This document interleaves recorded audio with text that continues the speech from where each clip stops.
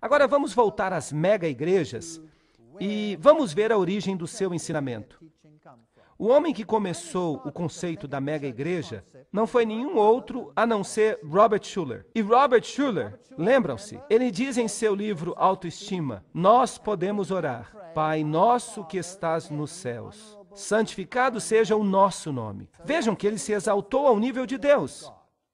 Robert Schuller, de acordo com a maioria das fontes, os livros, as páginas da internet, e aí está uma delas, é um maçom de grau 33, pastor da Catedral de Cristal e apresentador do programa de televisão popular A Hora do Poder. Nós já falamos da maçonaria e acerca do que seus altos níveis creem. Eles creem que eles são Deus. Vejam essa citação de Robert Schuller do livro Autoestima.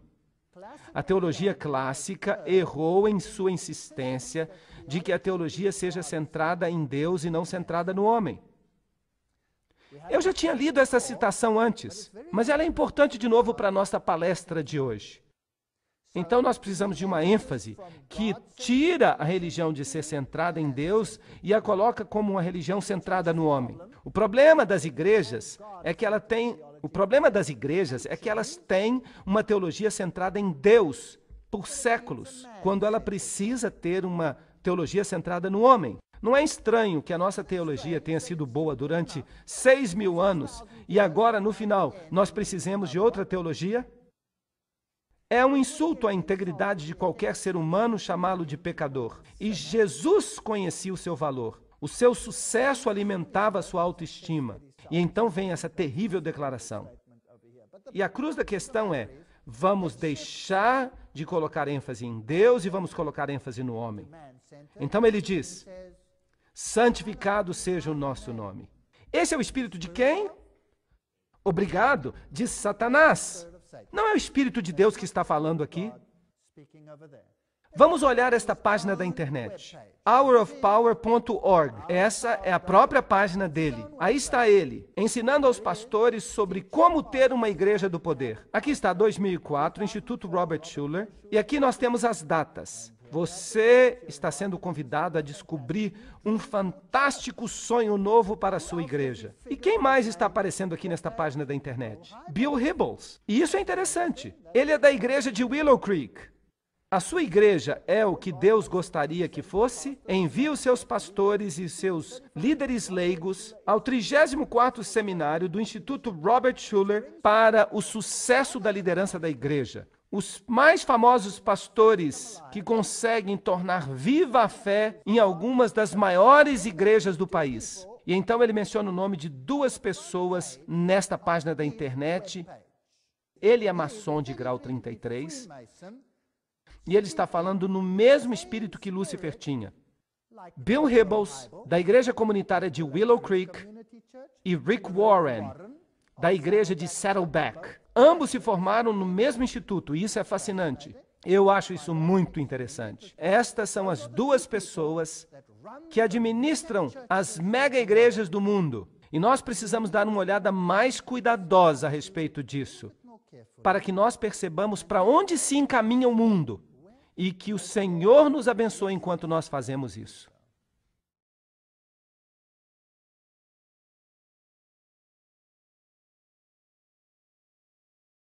Na sessão anterior, nós vimos que Bill Hybels e Rick Warren, que são os líderes mundiais das mega-igrejas, que eles são endossados por Robert Schuller. Bem, de fato, ele ainda vai mais longe.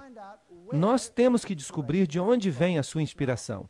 Robert Schuller diz: eu percebi imediatamente que eu era atraído ao Papa João Paulo II, quando, na sua eleição ao papado, os seus discursos publicados invariavelmente chamavam atenção para a necessidade de reconhecer a dignidade do ser humano como filho de Deus. Ahá! Vocês estão se lembrando? Tem havido uma mudança de ênfase da lei de Deus para os direitos humanos. E o Papa diz: nós precisamos cuidar dessas necessidades. Então, eu vou chamar isso de definição da necessidade. Qual é a necessidade que os indivíduos têm? Quais são suas necessidades? Robert Schuller encontrou um nicho perfeito nisso. ele tenta satisfazer a necessidade de autoestima. Todo mundo precisa sentir que é importante. Então, se você conseguir alimentar a sua autoestima, então você vai estar satisfazendo uma necessidade. Satisfazendo algo que as pessoas realmente querem.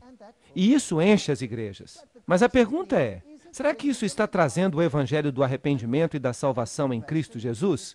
Sim ou não? Não. Tem havido uma mudança. Em vez de colocar Deus no centro, nós estamos colocando quem no centro? O homem. E como nós dissemos, Bill Hybels estava nesta página da internet. Então vamos ver onde ele se encaixa. Os homens que inspiraram Bill Hybels. Um é o Dr. Gilbert Bilezikian.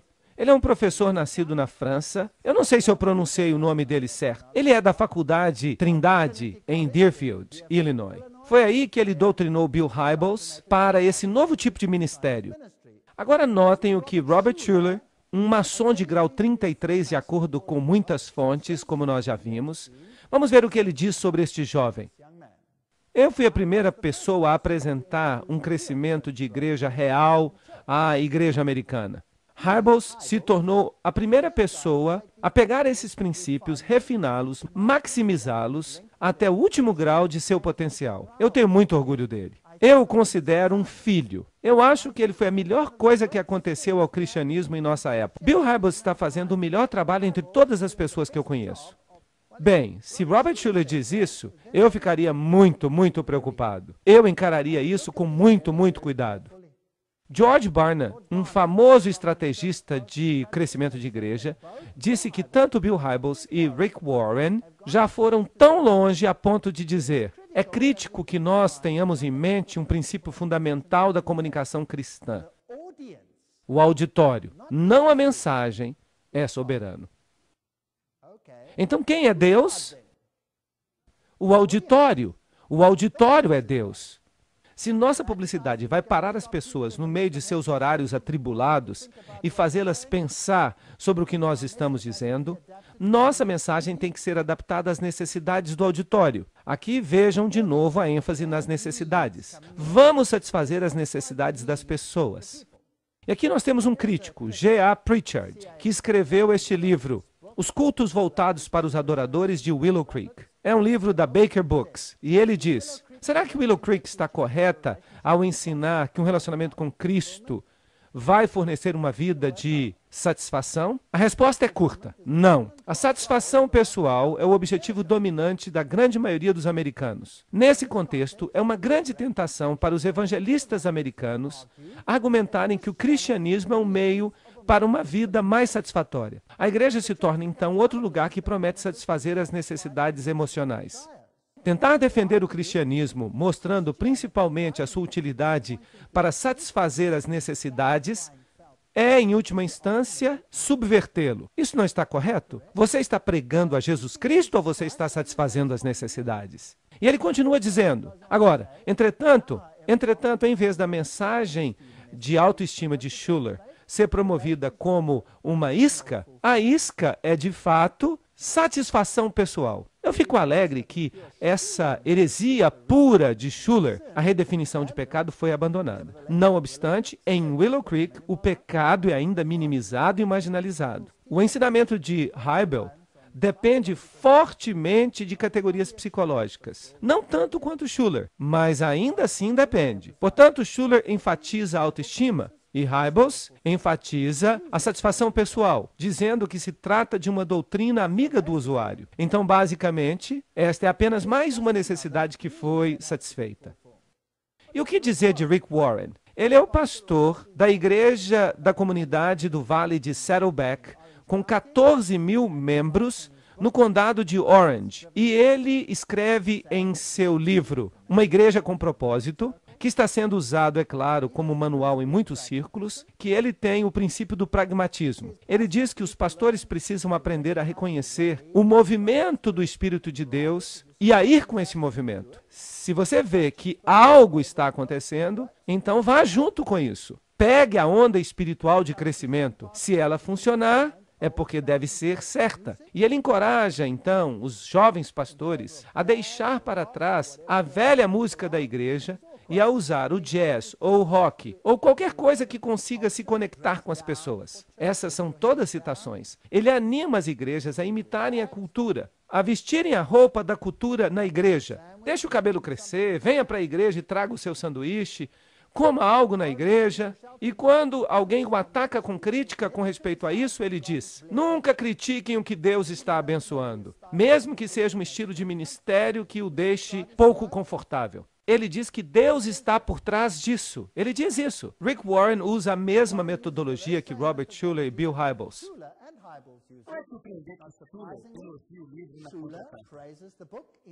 E Hybels enfatiza o livro em seu website da internet de Willow Creek. Warren passou 12 semanas indo de porta em porta, perguntando às pessoas quais eram suas necessidades. Bem, então agora você tem essa longa lista de necessidades. Trata-se de uma comunidade pobre, eles não têm dinheiro para consertar o carro. Então nós vamos fazer uma comissão de necessidades. E os mecânicos da área vão se reunir e ajudar as pessoas pobres. Isso satisfaz uma necessidade. Nós consertamos o carro deles. Então, é muito útil vir a esta igreja, porque é uma igreja que satisfaz as necessidades. Se você tem problemas conjugais, eles têm um grupo para ajudar pessoas com problemas conjugais. Eles satisfazem essa necessidade.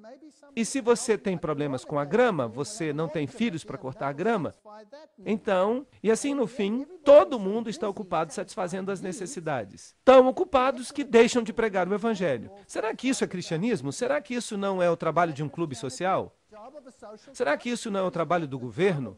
Para que nós pagamos os impostos? Será que nós não estamos assumindo as funções do governo na igreja? Sim ou não? Cuidar das necessidades dos menos privilegiados? Isso deveria ser a função do governo. Eu não estou dizendo que os cristãos não deveriam ajudar os pobres. Nada disso. Eu jamais despediria um homem da minha casa sem lhe dar algo para comer ou sem satisfazer uma necessidade que eu vejo. Mas se o meu cristianismo se torna satisfazer as necessidades de manhã até a noite, então tudo que eu estou fazendo depende de quem? Depende de mim. Agora, o que isso tem que ver com a minha autoestima? A minha autoestima sobe. Por quê? Porque eu sinto que as pessoas precisam de mim. E quanto mais as pessoas precisam de mim, mais eu satisfaço as necessidades da comunidade. É muito bom estar numa situação assim. Mas e Jesus Cristo? Onde é que ele se encaixa nisso? Então nós temos uma filosofia centrada no homem. Descubra onde você pode ajudar e então crie um projeto para isso. Ele diz isso na página 264. Nós começamos de modo positivo e terminamos de modo positivo. Isso não é uma ideia má. Nós usamos humor em nossos cultos. Eu também não tenho problema com isso. Nós cultivamos uma atmosfera informal, relaxada, amistosa. Bem, eu vou para a igreja para adorar a Deus e Deus diz que Ele é um Deus maravilhoso. Então, que o mundo inteiro fique reverente diante dele. Eu não vou para a igreja para tirar os meus sapatos e relaxar. Ali eu estou na presença do Deus Santíssimo. Então, com isso, eu tenho um problema. Então, nós tomamos a decisão estratégica de parar de cantar hinos em nossos cultos. E nós começamos a atrair milhares de pessoas por causa da nossa música. Saddleback tem agora uma orquestra completa de rock popular. E por isso, agora, nós tocamos mais música do que cantamos. Então, o que nós estamos fazendo agora? Nós estamos satisfazendo a necessidade de entretenimento. Bom, o que nós temos em comum com os descrentes não é a Bíblia, mas nossas necessidades comuns, nossas mágoas, nossos interesses como seres humanos. Você não pode começar com um texto. Bem, Rick Warren, você está falando como Schuller. E ele também falou como o diabo. Tudo isso é exatamente a mesma coisa. Você tem que fazer os membros se sentirem especiais. Eles precisam se sentir especiais. Claro que eles são especiais. Eles são filhos do Deus vivo. Mas o único no qual você pode confiar a respeito disso é o próprio Deus. Porque ele não tem egoísmos. O único e verdadeiro culto vem de uma total entrega de si mesmo, voluntariamente, porque Deus nunca força você. E você somente pode confiar os seus sentimentos interiores a alguém como Deus, que é totalmente sem egoísmos e que nunca vai coagir você a fazer nada. Não, porque se você confia a si mesmo ao espírito de Satanás, você tem um problema, porque suas necessidades nunca terminarão. Os pobres, nós sempre os teremos conosco, certo ou errado? Bem, e se a sua religião se volta exclusivamente para os pobres, então de fato você é um católico. Eu posso pegar pessoas pobres e posso fazer isso a minha religião também, mas eu nunca vou ficar sem gente com necessidades. Então é preciso praticar essas coisas sem negligenciar outras. Ou seja, nós precisamos levar essas pessoas a Cristo, precisamos levá-las ao arrependimento, precisamos levantá-las até Jesus Cristo. Porque Mateus 6,31 diz, portanto, não considereis o que haveis de comer ou o que haveis de beber, ou o que haveis de vestir.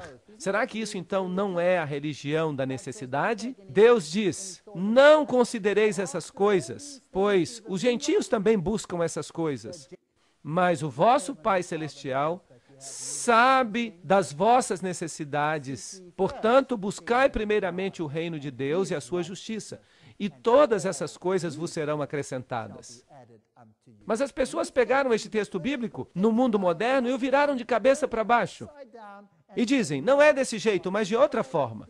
Nós vamos satisfazer as necessidades. Afinal de contas, Deus, nós não precisamos de você. Nós somos super-homens. Isso é a mais alta arrogância. Arrogância do tipo mais elevado. E ela é enganosa porque ela funciona. Todo mundo fica satisfeito. O que recebe alguma coisa está satisfeito. E o que dá alguma coisa está satisfeito. Mas e o Senhor? Onde entra o Senhor? Essas pessoas observam e sorriem, enquanto as pessoas se perdem porque não se arrependem de seus pecados. Mas você acha que Deus está sorrindo? Eu não penso isso. O estilo de música que você escolher para usar no seu culto será muito importante. Uma das decisões mais importantes da vida da sua igreja. Então, pega-se a igreja de Arnold Robert ou Kenneth Hagin. Um usa rock contemporâneo e o outro usa música sertaneja. Então o seu serviço a Deus depende do estilo de música que está sendo tocado? Será que isso é religião? Ou será que isso é a busca de satisfazer as necessidades humanas? Ou será que isso é a busca de satisfazer as próprias necessidades? Você sabe, é melhor não ter música alguma, mas se ter um desejo honesto de buscar a Deus. Eu não sou contra a música, eu gosto muito de música. Eu gosto muito de adorar a Deus com cânticos. Mas esta não é a questão aqui. E você precisa, então, escolher a sua música de acordo com as pessoas que você quer que venham para a sua igreja. A música que você usa coloca a sua igreja na comunidade. Ela vai determinar o tipo de pessoas que você vai atrair, o tipo de pessoas que você vai manter na igreja, e o tipo de pessoas que você vai deixar sair da igreja. Se você me disser o tipo de música que você está usando na igreja, eu posso descrever para você o tipo de pessoas que você está atraindo, mesmo sem visitar a sua igreja. E eu também posso lhe dizer o tipo de pessoas que você nunca vai atrair. Palavras de Rick Warren. Como é que ele sabe disso? Será que o evangelho não muda as pessoas? Colossenses 3,16 diz que a palavra de Cristo habite em vós ricamente em toda sabedoria, ensinando e admoestando uns aos outros em salmos e hinos e cânticos espirituais, cantando com graças em vossos corações ao Senhor. Veja que aqui a ênfase não é em estilo. E se você pensa que colocar uma letra cristã vai mudar alguma coisa, eu lhes digo que não vai mudar nem um jota. Vamos então falar de música. A não neutralidade da música é claramente reconhecida até pelos próprios músicos. Por exemplo, Howard Hanson, famoso compositor e antigo diretor da Escola Eastman de Música em Rochester, Nova York, diz: a música é composta de muitos ingredientes e, de acordo com a proporção desses componentes, ela pode ser suavizante ou revigorante, enobrecedora ou vulgarizante, filosófica ou orgíaca. E isso é verdade. Ela tem poder para o bem ou para o mal. Ela não é neutra. Então eu não me importo com o que Warren diz. Ele diz que o estilo não importa, desde que a letra seja cristã. Mas isso não é bíblico e tampouco é sensato. Aqueles que defendem o uso de rock para a adoração e evangelismo, eles dizem que a música não tem qualidades morais. Essa visão é enfaticamente declarada naquilo que é conhecido como o credo do roqueiro cristão. Então, essa revista popular, a revista CCM, diz o seguinte: nós acreditamos que essas verdades são fáceis de perceber, que a música, que toda música foi criada igual, que nenhum instrumento ou estilo de música é em si mesmo mau, que a diversidade da expressão musical que flui do homem é uma evidência da criatividade sem limites de nosso Pai Celestial. O famoso Jimi Hendrix declara o seguinte: você pode hipnotizar as pessoas com a música e você pode atingir o seu ponto mais vulnerável e você pode então pregar ao seu subconsciente o que quer que você queira. Então, a música não é neutra.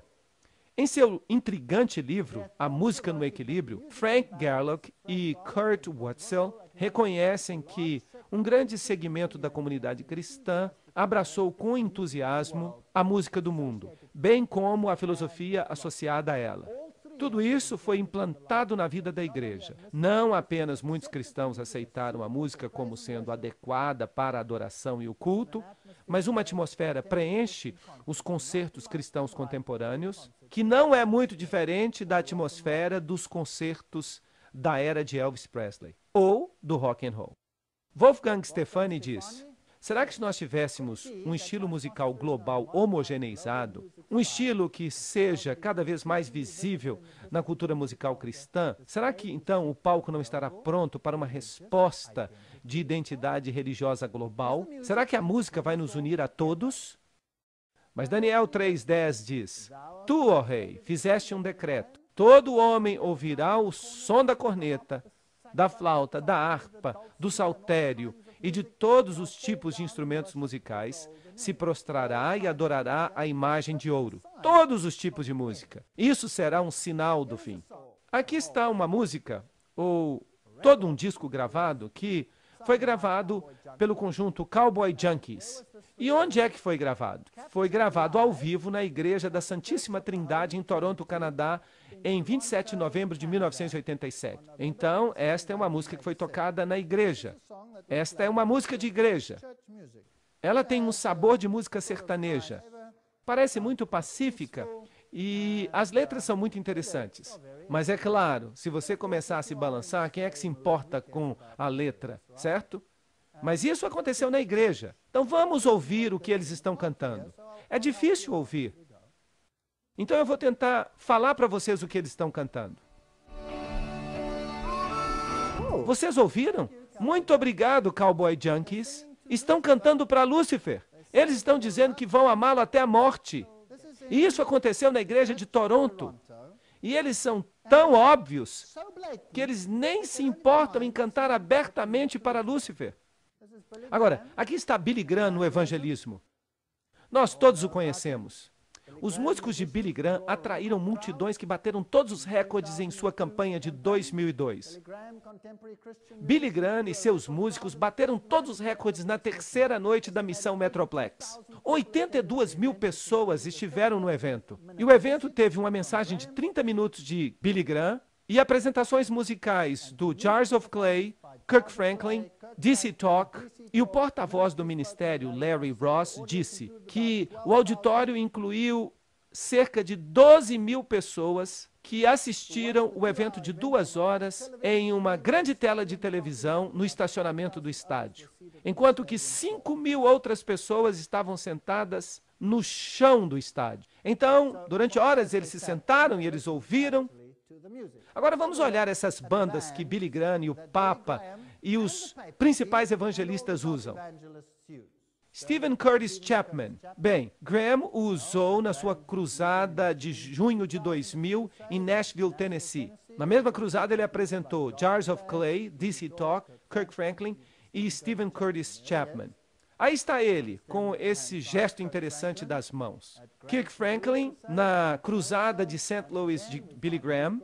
De novo, nós descobrimos que os convidados musicais incluíram Michael W. Smith, Charlie Daniels Band, Kirk Franklin, DC Talk e C.C. Winans. Todos são bandas. Todos têm as suas bandas. Vamos falar sobre Michael W. Smith. Ele é um cantor tão famoso hoje nos círculos cristãos. Smith estava usando marihuana, LSD e cocaína ao mesmo tempo em que ele estava escrevendo as canções. E isso são citações, tudo que eu estou falando aqui são citações. Eu não estou falando de rumores. Aqui estão os seus discos. Ele usa alguma simbologia que também é usada pelos satanistas. Ele coloca símbolos do ocultismo nos seus discos. E às vezes, no lado reverso, ele escreve o seu nome de trás para frente. E escrever o nome de trás para frente é um princípio satânico. O mestre satanista Aleister Crowley ensinou a seus discípulos que caminhassem de trás para frente, que falassem de trás para frente, que pensassem de trás para frente, que escrevessem de trás para frente, e até ouvissem os discos de trás para frente, para que pudessem então saber o futuro. E ele tem todos esses símbolos estranhos em seu disco. Aí está Amy Grant. Ela é conhecida como a Madonna da música rock cristã, porque ela não é tímida para dizer num concerto de rock na igreja que ela está se sentindo bem excitada. Mas esqueçam disso, ela é uma mulher estranha. Parte da inspiração das músicas de Amy Grant veio de cantores como John Denver, que, é claro, era panteísta. E a Universidade de São João, e só de ouvir esse nome eu fico arrepiado, deu a sua principal condecoração à cantora Amy Grant. Ela foi a terceira mulher a receber a condecoração Pax Christi, que foi sempre considerada uma joia na coroa da Igreja Católica Romana. Então, por que é que Billy Graham tem todos esses frades e essas freiras trabalhando para ele em suas campanhas? E por que ele está usando bandas que usam LSD, símbolos satânicos, linguagem pornográfica durante o seu culto? DC Talk é outra banda interessante que o Billy Graham e o Papa usam juntos. O Billy Graham gosta de DC Talk, mas o DC Talk tenta imitar o U2. Agora, o U2 é uma banda interessante. O seu líder é Bono, e ele foi um dos principais cantores naquele concerto em homenagem ao Nelson Mandela. Você se lembra do concerto? 4664, e eles gostam de cantar músicas dos Beatles e dos Doobie Brothers. Num desses assim chamados concertos cristãos, o DC Talk chegou a usar uma música do Jimi Hendrix, que era viciado, uma música chamada Purple Haze, Névoa Roxa, que faz referências às drogas. E aí está o Bono, e eles gostam muito do Bono. E aí está o Bono com o Bill Gates e o Bono com a banda dele. O Bono usa uma cruz interessante. Se você olhar com cuidado, você percebe que ela é uma cruz torta. É a mesma que o Papa usa. É um símbolo satânico usado também pelos satanistas. Aí está ele com o Papa, então vocês percebem que ele é um homem importante. E essa banda do Charlie Daniels? Outro grupo usado pelo Billy Graham em suas cruzadas. Em uma entrevista com Daniels, para o Huntsville Times, eles o pegaram usando um palavrão. E um ex-bruxo diz que esta banda é famosa por sua música sobre um duelo de violino entre um homem e o diabo. Mas essa perversão da música sertaneja não tem desculpas. E Jars of Clay, uma das mais populares bandas de música cristã, essa banda tenta imitar os Beatles e outros grupos. E o que mais eles fizeram? Eles tocaram para Billy Graham. Este grupo musical gravou uma música para um filme pornográfico, cheio de nudez, violência gráfica e 83 obscenidades. E nós podíamos continuar falando. Será que esses são bons modelos para os cristãos de hoje? Você acha? Bem, vamos agora examinar o tipo de música que é tocado quando o Papa está por perto. Ouçam uma voz do vídeo. Ver o Papa é uma experiência que só acontece uma vez na vida. Por isso que eu vim vê-lo. É uma coisa muito legal. É uma atmosfera muito boa ter toda essa gente em torno de um líder mundial. É um dia muito especial para St. Louis, eu acho. Ele está a caminho, ele está a caminho. Eu acabei de compor uma música para ele quando eu estava lá atrás. A letra é assim: JP2, eu estou com você. JP2, eu estou com você. JP2, eu estou com você. Amém, amém, amém. Esse é um rock leve.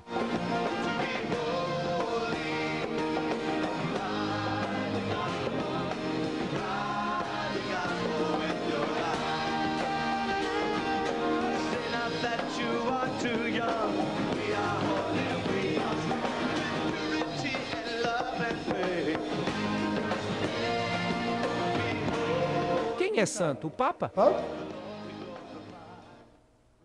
Now, Agora, a próxima banda, DC Talk. DC Talk? É uma coisa sobrenatural.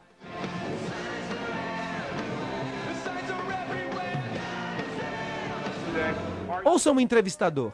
Você tem certeza que tem algum tipo de mensagem evangélica numa música tão alta? Claro que o evangelho está aí. O evangelho está presente em todos os sistemas de entrega, com os nossos velhos órgãos, os nossos grandes hinos, da reforma e depois. A música é um bom veículo para transportar boas novas. E esta é uma boa notícia. Talvez não sejam as boas novas com as quais nós estejamos acostumados a ouvir, mas os jovens entendem. Bem, os boatos se comprovam. Acabaram de nos dizer que o Big Mac, ele mesmo vai cumprimentar o Papa João Paulo II. Big Mac himself greeting Pope John Paul II.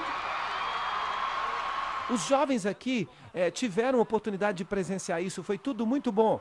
And they got even more exciting.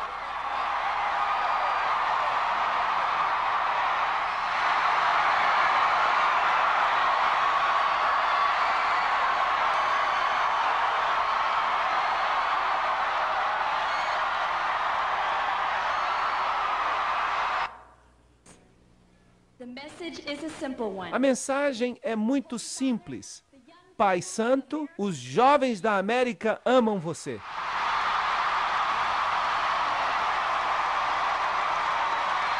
Tells me that tonight the Pope belongs to you. Hoje à noite, o Papa pertence a vocês. Vocês ouviram uma única palavra sobre Jesus em tudo isso? Uma única? Eu não ouvi nada. Isso é autoadoração em sua pior forma, usando bandas, o balançar dos